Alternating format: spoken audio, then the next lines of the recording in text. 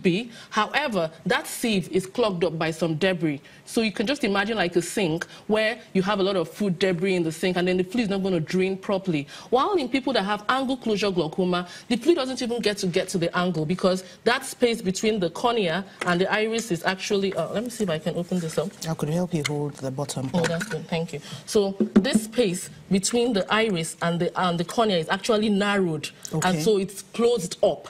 And then fluid can't even get to the pipe and then to the trabecular meshwork and all that. So that's the difference between open angle glaucoma and angle closure glaucoma. But you know, if a sink is blocked up, we have something we put there and pump out the dirt, right? Yeah. So is it possible to do something like that with the trabecular meshwork, as you call it? Okay, so that's the aim of the drugs or the way glaucoma is treated. Everything, the current treatment of glaucoma is still aimed at reducing the pressure in the eye. That is the only known modifiable risk factor. And so we can do this using eye drops, we can do this using laser surgeries or laser procedures, and we can do this using conventional incisional surgeries. So the eye drops work through two ways. Some drops work to reduce the production of that aqueous humor, and so that would help to reduce the pressure, while some drugs actually work through the pathway. Because apart from the trabecular meshwork, we also have an alternative route somewhere through here where the fluid goes through what we call the uveoscleral pathway. Okay. Yeah. So some drugs try to open up those spaces. The way they work, they open up the spaces, either the uveoscleral pathway or the trabecular meshwork, to enable fluid to pass through. So that's why the way some drugs work. Now, the laser procedures also work through that way. The selective laser trabeculoplasty, what it actually does is that it stimulates some kind of inflammatory reaction in the eye, which is a good inflammatory reaction because the chemicals that are produced following this inflammation now go up to mop up those debris that is actually clogging up. So something can mop up the debris. Yes, so that's the aim of that. And then what the surgery... But just a minute, you said laser. Laser. Yes. They actually shoot a laser into the eye. Yes, there are. Or do they open up the eye and then shoot it while... No. The laser procedures are actually done without actually even touching the patient. So the laser light just gets straight. It's focused to where it should produce its action. And then so it has to really be measured. Yeah, it is. There are parameters, and then you make sure you're focusing the light where it should be, and then it should be able to create that reaction. There are lasers that are safe for that procedure, the way they work. And then we have the incisional surgeries.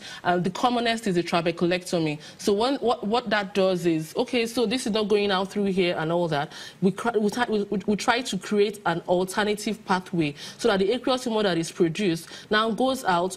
So this is the sclera, okay? And then we create like a window in the sclera, and then through the window in the sclera, we create an opening into that anterior chamber, so that it escapes. The fluid goes through there and then goes through that alternative pathway. So this pressure is all about the aqueous humor not being able to escape. Yes. But you spoke about glaucomas that are not necessarily brought on by pressure, normal tension glaucomas. Yes. Are there other ways of determining if somebody has a glaucoma, since pressure is not foolproof, as it were? Oh, sure. So making a diagnosis of glaucoma is not just about the pressure, because some people can have high pressures and still not have glaucoma. These are people who say they are ocular hypertensives, they have ocular hypertension. So there are a lot of things we put together.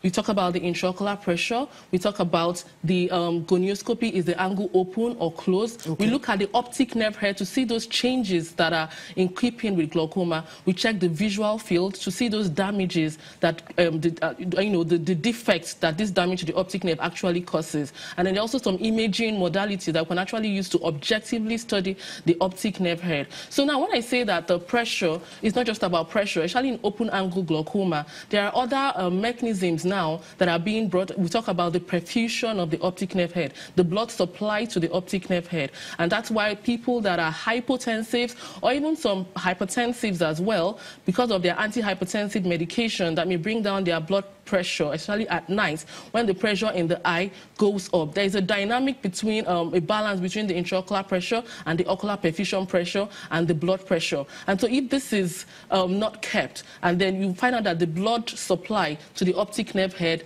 is not enough, and so this also causes glaucomatous damage. And that is why those people may have apparently normal pressure but still have glaucoma damage.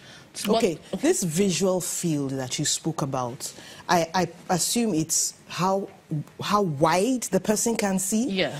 Can't the patient himself or herself determine that without going to the hospital? Like, you know how wide you can see, what you can see, you know, from the side, sort of. Is there a way they can help themselves that way? Because it's frightening for you to go to the hospital one day and they say, you've lost about 40% of your vision, which is what the textbooks say, that usually it can eat up 40% of the vision before anything is found out. Yes. So the thing is, when we talk about these visual field defects, first of all is we talk about a reduction in the sensitivity of the retina at that part. So so this part of the retina is responsible for seeing a particular field of vision. What happens initially is that there is a reduction in the sensitivity compared to the other parts. So the patient is not likely to notice that reduction in sensitivity. But if you were to do an objective test, you will pick that reduction in sensitivity as abnormal visual field defects in that patient. And also, our visual field is actually wide. There's really no way of knowing what is normal. What you think is apparently normal may not be normal. We have seen patients that maybe they were born myopic, that is, they are short-sighted, and then they never knew until maybe when they're older, for one reason or the other, they come to the hospital, and then you do a glasses test for them and give them, and they were like, wow, I never knew I'm supposed to be seeing something that far. So there's really no way for you to actually know what is actually normal. So the best thing for the person to do is still to get an objective test that tells you, I think you're beginning to develop visual field defects. Because when you start noticing it, then there are no more reduction in sensitivity. It's almost like it's almost gone. Okay. Yeah, and so that... On that note, we're going to take a short break. When we come back, we'll continue with this. Stay with us, a short break, and after that, your questions.